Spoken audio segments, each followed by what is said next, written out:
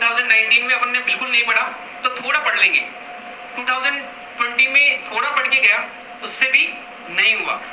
उसके बाद फिर मैंने ये समझा कि यूपीएससी कोई भी पेपर लेता है तो उसके पीछे उसका कोई सोच है और आपको हमेशा एक प्रोजेक्ट के तौर पर लेना है। अगर सीसेट है तो उसका उतना ही इंपॉर्टेंस है जैसे आप जीएस को लेते हो, तो उसमें आप हमेशा कमांड जब तक नहीं करोगे, हो सकता है कि आपके 150 मार्क्स आ जाए आउट ऑफ 200, तो उससे आपको टेंशन नहीं लेना है कि यार ज्यादा हो गया सीसेट का, जीएस कम।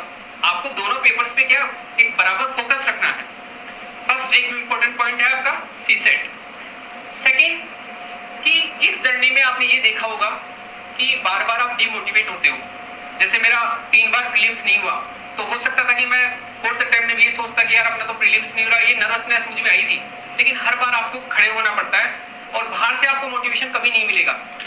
वो वाला मोटिवेशन आपके लिए 4 दिन काम करेगा, 5 दिन काम करेगा, फिर बाद में आप क्या करोगे, इधर उधर फुल मोटिवेशन ढूंढोगे।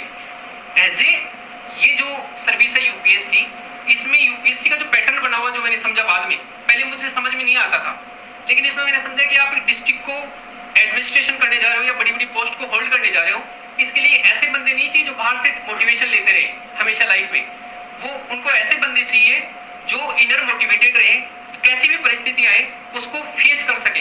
तो आप इस पॉइंट को समझो। सेकेंड जो एक इंपॉर्टेंट पॉइंट है आपका एटीट्यूड। होता क्या है कि जैसे आप अभी बैठ के पढ़ रहे हो, किसी आपके फ्रेंड ने कॉल किया कि आओ यार चाय पीते हैं थोड़े टाइम के लिए, चलो वो ठीक है कि आप थोड़े से टेंशन में हो या फिर आपको लगता है कि यार सुबह से हम बैठे बैठे पढ़ रहे हैं, थोड़ी टाइम रेस्ट होना चाहिए।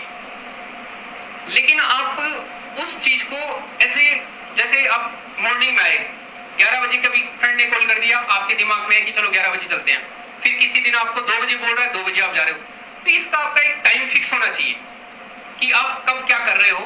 एक पूरा एक आप वो बनाइए पेज पे।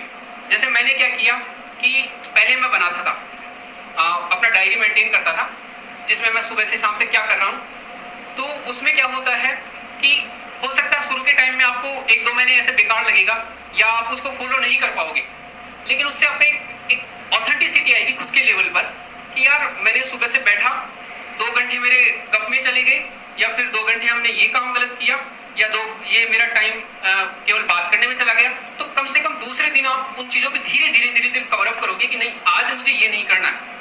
तो एटीट्यूड जब तक आपका चेंज नहीं होगा माय डियर फ्रेंड्स, तब तक देखो इस एग्जाम में लेकर जो मैंने महसूस किया है, इसमें नॉलेज वो बहुत पीछे की चीज है, आपका हार्डवर्क वो बहुत पीछे की चीज है। सबसे जो इंपॉर्टेंट है फर्स्ट वो आपका एटीट्यूड। एटीट्यूड आपका पहले दिन से वैसा हो जाना चाहिए जो एक एडमिनिस्ट्रेशन के लिए एक जो बंदा चाहिए उसका कैसा होना चाहिए। उसमें आपका प्रोफेशनलिज्म सबसे इंपॉर्टेंट पार्ट, कि आप लोगों से जो व्यवहार बनाओगे वो एक प्रोफेशनलिज्म का रहना चाहिए। ऐसा नहीं कि आप बिहेव ऐसा कर रहे हो, पढ़ना आप चाह रहे हो कि मैं आईएएस बनूं, लेकिन आपका बिहेव ऐसा है, चाहे वो कोई भी हो यहाँ पर, और जो आसपास के जो रिलेशन में रहते हैं, चाहे वो आपका आप किसी ऑटो से जा रहे हो, वहां पर आपका छोटी छोटी चीजें, क्योंकि होगा क्या कि आप मान लो कहीं से आ रहे हो ऑटो से, आपने ऑटो वाले से किराए पे झगड़ा कर लिया, थोड़ा टाइम आपका उसी में वेस्टेज हो जाएगा। ये छोटी छोटी सी बातें, लेकिन आपके लिए इसमें जो जर्नी है उसमें कहीं ना कहीं आपको डिस्टर्ब करती रहेगी। और अगर आप इन्हीं को मैनेज करते रहोगे तो इनको ये आपके लिए मैनेज करने के लिए रहे नहीं। इसका सबसे बेस्ट एग्जांपल, मतलब बेस्ट क्या रहेगा कि आप इनमें बेहतर तरीके का एक फिक्स कर लो कि मुझे ये वाला प्रोफेशनलिज्म बना के रखना है माइंड सेटअप के लेवल पर, फिर आपके लिए बहुत ईजी हो जाएगा। क्योंकि जब आप देने जाओगे उसके बाद मेंस, तो वहां पर क्या है कि पेपर्स का जो पैटर्न बना रखा है यूपीएससी ने, वो उन बंदों को लिए एकदम सेटअप है कि जो माइंड से एकदम क्लियर है।